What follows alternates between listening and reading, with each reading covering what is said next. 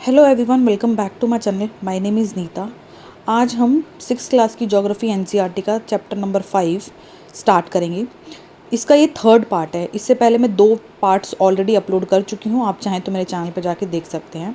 Skip मत कीजिएगा, वो वाले जो वीडियोज़ हैं इम्पॉर्टेंट हैं। स्टार्ट करते हैं अपना topic name is hydrosphere. The earth is called blue planet. जैसा कि हम जानते हैं कि हमारे अर्थ को ब्लू प्लैनेट भी कहते हैं। क्यों कहते हैं? क्योंकि ये 71% जो है हमारा जो अर्थ है वो कवर्ड है विद वाटर से, और बाकी 29% वो किससे कवर्ड है? वो है हमारा लैंड एरिया। ठीक है, तो more than 70% of the earth is covered with water and 29% is with land.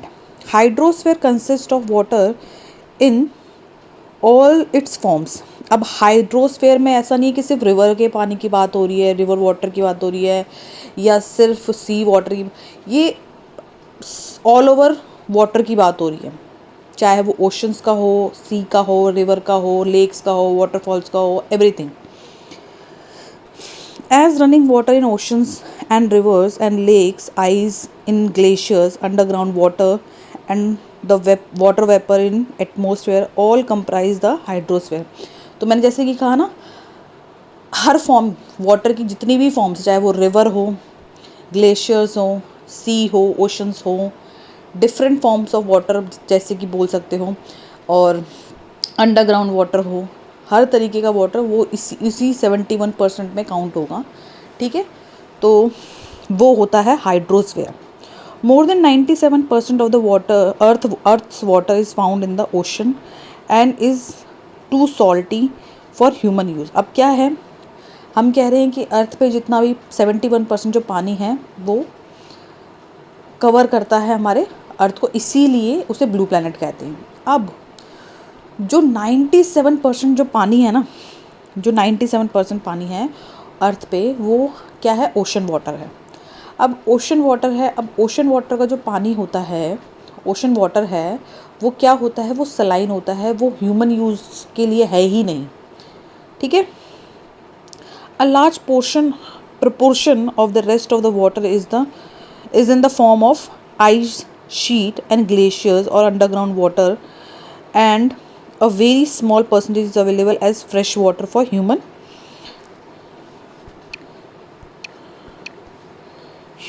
use। अब क्या है कि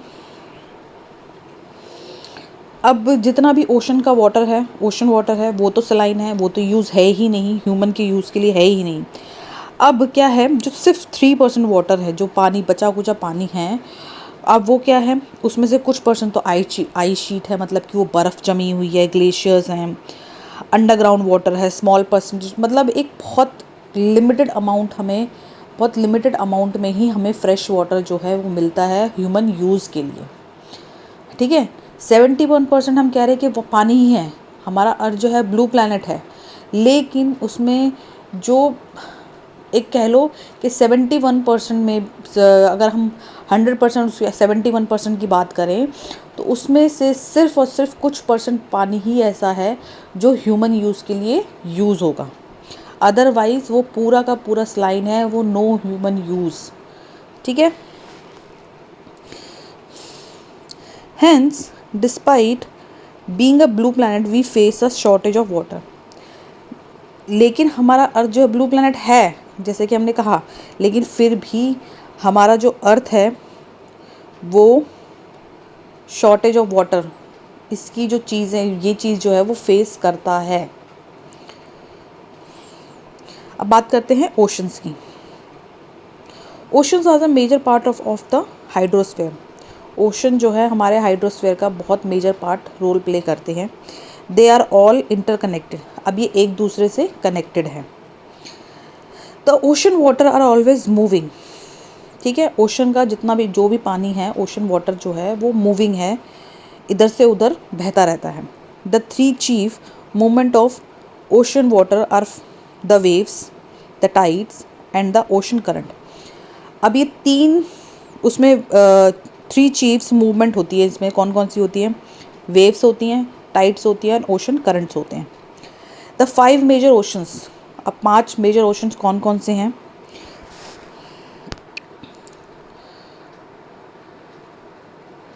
पैसिफिक ओशन, ठीक है, Pacific ocean, Atlantic ocean, Indian ocean, southern ocean and Arctic ocean. ये आपको 5 ओशंस के नाम पता होने चाहिए और 7 कॉन्टिनेंट्स के नेम भी अच्छे से पता होने चाहिए।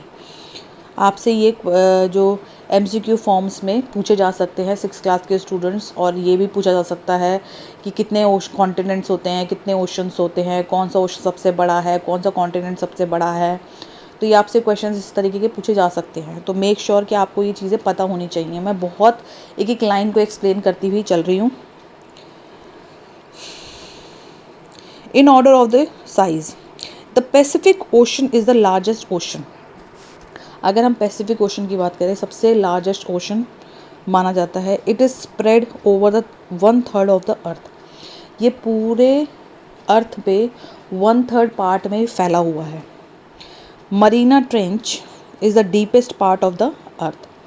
मरीना ट्रेंच जो है इस ओशन में सबसे डीपेस्ट पार्ट माना जाता है, जो कि कहाँ पाया जाता है? पैसिफिक ओशन में। The Pacific ocean is almost circular in shape. तो ये आपसे ये भी क्वेश्चन किया जा सकता है कि जो पैसिफिक ओशन है वो उसकी शेप कैसी है? वो है circular. Asia, Australia, north and south America surrounded it. अब इस पैसिफिक ओशन के पास कौन कौन से वो हैं कॉन्टिनेंट्स है? एशिया है, ऑस्ट्रेलिया है, नॉर्थ एंड साउथ अमेरिका है, ठीक। Look at the map and find out the location of the continent around the Pacific ocean. अब आप ये वाला डायग्राम देखो कि कौन कौन से पैसिफिक ओशन के पास हमारे कॉन्टिनेंट्स हैं, जैसे कि Asia, north south America, Australia, ठीक है। तो हमारे जितने भी कॉन्टिनेंट्स हैं ये पैसिफिक ओशन के पास आते हैं।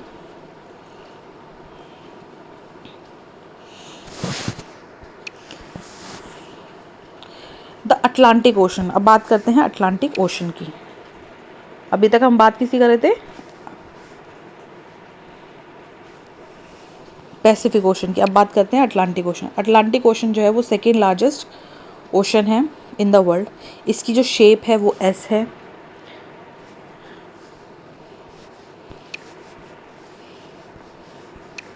इसकी शेप कैसी है? एस है। It is flanked by the north and south America on the western side and Europe and Africa in the eastern side. अब ये कहाँ कहाँ तक फैला हुआ है?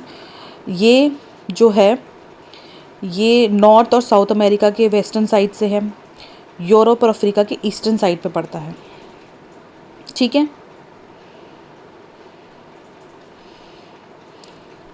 The coastline of Atlantic ocean is highly indented. क्यों है इंटेंडेड?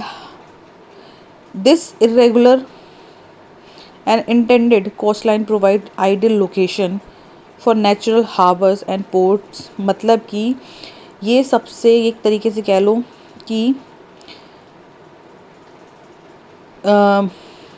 एक आइडियल लोकेशन है जहाँ पर चीज़ें ले जाई जा सकती हैं, ठीक है। और जैसे कि हमने बोला ना कि यूरोप है, साउथ अमेरिका है, अफ्रीका है, इसके आसपास ये वाले कॉन्टिनेंट्स हैं, तो ये काफ़ी आइडियल लोकेशन बन जाती है। From the point of view of commerce it is the busiest ocean. और क्या कहा जा सकता है, एक बिजनेस पर्सपेक्टिव से सोचे तो सबसे ज़्यादा बिजिएस्ट ओशन है ये अटलांटिक ओशन। क्लियर है सबको? अब बात करते हैं इंडियन ओशन की।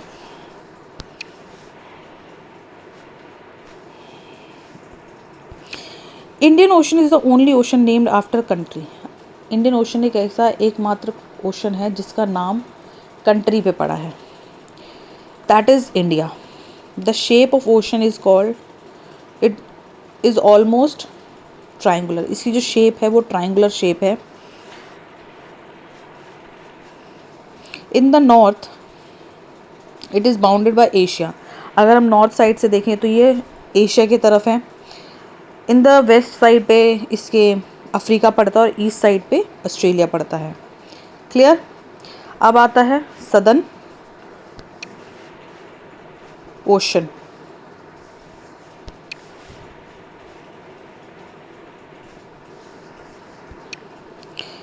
Southern Ocean encircle the continent of the Antarctica and extended northward to the 60 degree south latitude। अब क्या है, मैं तो आपको पिक्चर के थ्रू दिखाती हूँ कि ये जो हमारा ओशन है ये हमारे सदर्न साइड पे है और ये जो है ये अंटार्कटिका जो ओशन है उसके नॉर्थ साइड पे है। ठीक है, तो वही सब चीज़ें जो है वो बताई गई हैं।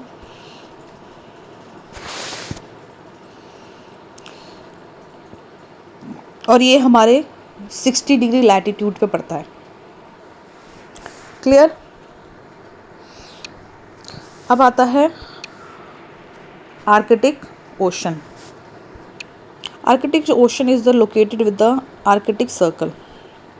आर्कटिक ओशन जो है हमारा आर्कटिक सर्कल के पास पड़ता है and surrounded the north pole, जो कि नॉर्थ पोल के सराउंडेड है।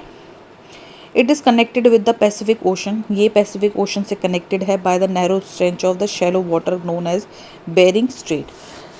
जो किससे जुड़ा हुआ है, एक शैलो वाटर लाइन है, ठीक है, एक नैरो स्ट्रेच वाटर लाइन है जो कि उसको जो है पैसिफिक ओशन से जोड़ती है, उसको क्या कहते हैं, Bering strait. It is bound by the northern coast of the American Eurasia. अब इसके नॉर्दर्न कोस्ट पे जो है वो नॉर्थ अमेरिकन यूरेशिया पड़ता है। क्लियर। आगे बढ़ते हैं। एटमॉस्फेयर, ये वाला समझो, ये पहले पढ़ते हैं फिर देखते हैं पिक्चर क्या है। Atmosphere, the earth is surrounded by the layer of gases are called atmosphere. हमारा जो अर्थ है वो ऐसी बहुत सारी गैसेस से सराउंडेड है जिसको क्या कहा जाता है, atmosphere. This thin blanket of air it is integral and important aspects of planet. अब ऐसी एक तरीके से कह लो कि हमारे अर्थ पे गैसेस की मतलब बहुत सारी लेयर्स हैं, ठीक है, जो कि एक थिन ब्लैंकेट है जो कि इंटीग्रल पार्ट है हमारे अर्थ का, हमारे प्लैनेट का। ठीक है। It is provide us with the air we breathe, जो कि हमें क्या क्या प्रोवाइड करती हैं, हमें ऑक्सीजन प्रोवाइड करती है। ठीक है, जैसे कि हम ब्रीथ करें तो ऑक्सीजन इनहेल कर रहे हैं, तो air we breathe and protect us from the harmful effect of sun rays. और वो जो गैसेस हैं वो हमें सन की जितनी भी हार्मफुल रेज हैं उनसे बचाती है। The atmosphere extended up to a height of above 1600 kilometre. अब क्या है कि जो हमारा एटमॉस्फेयर है वो कहाँ तक एक्सटेंडेड है, 1600 किलोमीटर तक। The atmosphere divided into 5 layers. हमारा जो एटमॉस्फेयर है वो 5 लेयर्स में डिवाइडेड है based on composition, temperature and other properties. These layers starting from earth surface are called troposphere. अभी 5 लेयर कौन कौन सी हैं,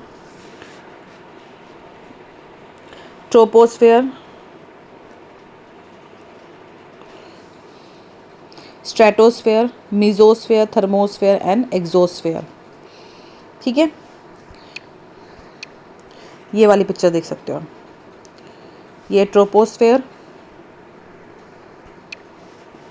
stratosphere, mesosphere and thermosphere and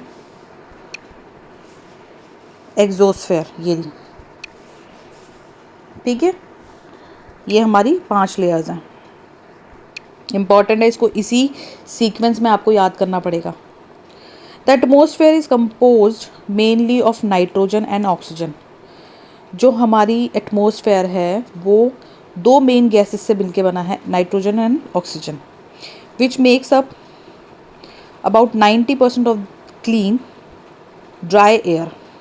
nitrogen is 78%। हमारे जो अर्थ है उस पर 78% जो है वो नाइट्रोजन प्रेजेंट है, ऑक्सीजन 21% प्रेजेंट है, and other gases like carbon dioxide, argon and other comprise 1% of by volume. मतलब कि 1% जो है वो अदर गैसेज पाई जाती हैं। Oxygen is the breath of life and while nitrogen helps to growth of living organism. अब देखो, ऑक्सीजन जो है, जो ह्यूमंस जो है, एनिमल्स जो हैं वो ब्रीद करते हैं, तो ऑक्सीजन ऑटोमेटिकली हमें बहुत इंपॉर्टेंट रोल प्ले करती है। ऐसे ही नाइट्रोजन हेल्प करती है चीज़ों को ग्रो होने में, ठीक है, ऑर्गेनिजम्स को ग्रो करने में। Carbon dioxide though present in minutes minute amount, मतलब कि कार्बन डाइऑक्साइड जो है वो माइन्यूट अमाउंट में प्रेजेंट है, is important as absorb heat radiate by the earth. जितनी भी अर्थ की जितनी भी हीट रेडिएट होती है वो ऑब्जर्व करती है, they by keeping the planet warm, ठीक है। It is also essential for growth of planet, जो कि हमारे प्लांट्स के लिए, प्लैनेट नहीं, प्लांट्स के लिए बहुत ज़रूरी है, ठीक है। The density of atmosphere varies with height. अब अगर हम एटमोसफेयर की बात करें तो अगर उसकी डेंसिटी की बात करें तो वेरीज करता है, मतलब अलग अलग जगह पे उसकी हाइट, वॉल्यूम वगैरह सब चीज़ें डिपेंड करती है उस चीज़ पे, तो इसीलिए उसकी डेंसिटी एटमॉस्फेयर की वो अलग अलग होती है हर जगह की। It is maximum at the sea level and decrease rapidly as we go up. मतलब कि अगर हम सी लेवल पे जाएंगे तो वो डिक्रीज़ होती जाएगी, अगर हम हाई लेवल पे जाते हैं तो वो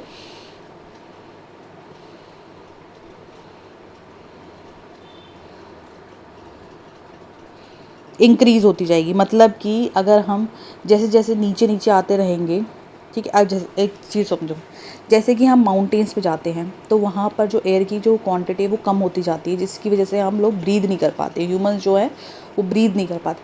जैसे जैसे हम प्लेन एरियाज़ में आते जाएंगे, नीचे आते जाएंगे, तो वैसे वैसे ही जो एयर की क्वालिटी है वो इम्प्रूव होती जाती है और वैसे ही हम लोग ब्रीद कर पाते हैं, ठीक है।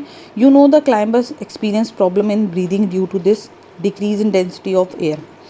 दे have to carry with them oxygen cylinder to be able to breathe at the high altitude. मैंने समझा दिया ना कि जैसे जैसे हम माउंटेन्स की तरफ जाते हैं, हाई लेवल की तरफ जाते हैं, तो क्या होता है, जो ऑक्सीजन है वो कम होता जाएगा। जैसे जैसे हम प्लेन एरियाज़ की तरफ आते जाएंगे तो ऑक्सीजन की जो क्वांटिटी, क्वालिटी जो है वो इम्प्रूव होती जाती है। The temperature also decrease as we go upward. वैसे ही जैसे कि अगर हम ऊपर की तरफ जाते रहेंगे, ठीक है, ऊपर की तरफ जाते रहेंगे तो टेम्परेचर में भी फ़र्क आता है। अगर हम ऊपर की तरफ जाएंगे, माउंटेन्स की तरफ जाएंगे, तो टेम्परेचर भी हमारा डिक्रीज़ होता जाएगा। The atmosphere exert pressure on the earth. This varies from place to place. अब ये जो है प्लेस टू प्लेस वेरी करता है चीज़ें। Some areas experience high pressure and some areas low pressure. Air moves from high pressure to low pressure. Moving air is known as wind, ठीक है। तो ये एरिया टू एरिया जो है वो वेरी करती है। माउंटेन की तरफ जाएंगे तो किस तरीके की एयर क्वालिटी होगी, ठीक है। अगर हम प्लेन एरियाज की तरफ आएंगे तो किस तरीके की क्वालिटी होगी एयर की, इंक्रीज़ होगी, डिक्रीज़ होगी, वो हमारे हाई एल्टीट्यूड पे जाने से पता चलता है। हाई एल्टीट्यूड पे जाएंगे तो हमारे को जो एयर की जो क्वालिटी, ब्रीद करने में हमें प्रॉब्लम होगी। तो इसीलिए हमें लोग जो हैं वो ऑक्सीजन सिलेंडर जो हैं वो कैरी करते हैं, इसी वजह से करते हैं, क्योंकि हाई एल्टीट्यूड पे जाते हैं तो ऑक्सीजन की कमी हो जाती है। अब आता है biosphere. Biosphere the domain of life. Biosphere is narrow zone of the contact between the land, water and air. Biosphere जो है वो एक नैरो जोन है जहाँ पर लैंड, वाटर और एयर तीनों चीज़ें प्रेजेंट होती हैं। In this zone the life that is unique to plant, unique this planet exist. अब जो ये वाला जो जोन है ना, यहाँ पर ये जो लाइफ है वो इस जोन में एग्जिस्ट करती है. There are several species of organisms that vary in size from microbes and bacteria to huge mammals. मतलब कि बायोस्फीयर में हमें हर तरीके के जो ऑर्गेनिजम्स हैं, डिफरेंट टाइप्स ऑफ स्पीसीज़ हमें देखने को मिल सकती हैं, क्योंकि यहाँ पर एयर है, वाटर है, लाइफ है, वी ब्रीथ एयर. ठीक है, तो ऐसे हमें तीनों जो चीज़ें हमें चाहिए हमें अपनी लाइफ को एग्जिस्ट करने के लिए, तो वो सब चीज़ें जो है इस बायोस्फीयर जो लाइफ डोमेन है यहाँ पर प्रेजेंट है. All the living organism including human are linked to each other and biosphere for survival. तो सर्वाइवल के लिए बहुत इंपॉर्टेंट है, ह्यूमन लाइफ भी यहाँ पर सर्वाइव करती है बायोस्फीयर में. The organism is the biosphere in the biosphere made broadly be divided into the planet kingdom and animal kingdom. There are 3 domains of earth interact with each other and affect each other in some ways or other. ठीक है, तो ये जितने भी domains हैं हमारे एक दूसरे से इंटरकनेक्टेड है, एक दूसरे को क्या कहते हैं, जैसे मैंने बताया लिथोस्फेयर, हाइड्रोस्फेयर, एटमोस्फेयर, ये तीनों क्या है एक दूसरे से इंटरकनेक्टेड है. ठीक है. For example cutting a forest for fulfilling our needs of would or clearing land and agriculture may lead to fast removal of soil and slopes. Similarly, Earth's surface may be changed due to natural calamities like earthquake. अब क्या होगा कि अगर हम अपने human needs के लिए forest को कट करते रहेंगे, ठीक है, तो सॉइल इरोजन होगा. तो उससे क्या होगा कि जो नेचुरल क्लैमिटीज़ हैं वो आने की बहुत ज़्यादा संभावना बढ़ जाती है. तो नेचुरल क्लैमिटीज़ आ सकती है, लाइक अर्थक्वेक आ सकता है, ऐसे बहुत सारी जितने भी हमारे क्लैमिटीज़ हैं ये आ सकती हैं. For example there could be submerge of land as happened in the case of tsunami recently. Part of Andaman and Nicobar island were submerged under water.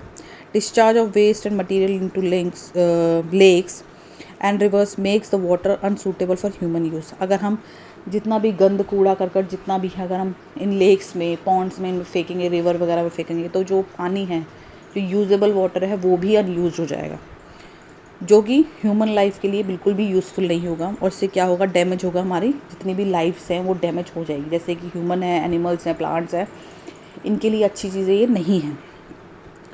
Emission from industries, thermal power plants and vehicles pollute the air. अभी जितने भी हैं मतलब कि industries हैं, इनसे निकलने वाला जो केमिकल्स है, गैसेस हैं, वो हमारे एनवायरनमेंट को, हमारी एयर को पॉल्यूट कर रही है. Carbon dioxide is an important consistent of air, but increase in the amount of carbon dioxide leads to increase a global temperature. अब ग्लोबल टेम्परेचर इंक्रीज़ हो रहा है कार्बन डाइऑक्साइड इंक्रीज़ होने से. ठीक है, तो हमारा जो ग्लोबल टेम्परेचर है वो भी इंक्रीज़ हो रहा है. This is term a global warming, और यही कारण है ग्लोबल वार्मिंग के होने का. There is thus a need to limit the use of resources of the earth. तो इसीलिए कहा जाता है कि जितना हो सके रिसोर्सेज का कम से कम यूज़ करें, ताकि जो आने वाली जनरेशन है उनके लिए चीज़ों को प्रिजर्व करके रखा जा सके, ताकि वो भी यूज़ कर सके उन चीज़ों को और हम डैमेज ना करें. To maintain the balance of nature between the domains of the lithosphere, atmosphere and hydrosphere. तो इन तीनों के बीच का जितना भी बैलेंस है वो बना के रखना है, ताकि जो हमारा नेचर है वो इफ़ेक्ट ना हो. Human life, animal life, plant life जो भी हैं वो इफ़ेक्ट ना हो. ठीक है, तो यहाँ पर हमारा जो चैप्टर है वो फिनिश हो गया है. अगर कोई डाउट है तो मुझे कमेंट सेक्शन में ज़रूर बताइएगा. ठीक है, अगर कुछ भी समझ में नहीं आया है वो भी मुझे कमेंट सेक्शन में आप बता सकते हैं. अगर आपको मेरी वीडियोस अच्छी लग रही हैं, यूज़फुल हैं आपके लिए, तो लाइक शेयर सब्सक्राइब किए बिना बिल्कुल मत जाइएगा. Till then, thank you so much. Thanks for watching this videos. Bye bye.